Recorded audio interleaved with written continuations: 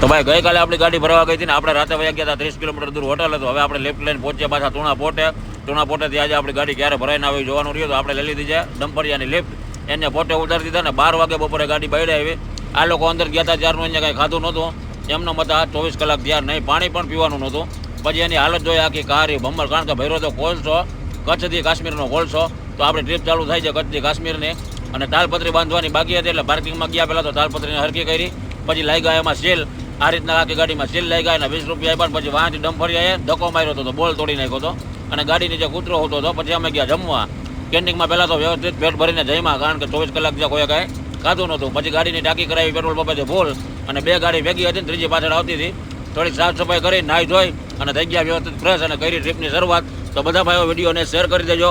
શોખની family આપણી પૂરી કરાવવાની છે બને ત્યાં સુધી. તો લાઈક શેર અને સબસ્ક્રાઈબ કરજો ભાઈ, અને કમેન્ટ કરજો ખાસ કરીને. મળી આવતીકાલે સવારે શેર કરીને.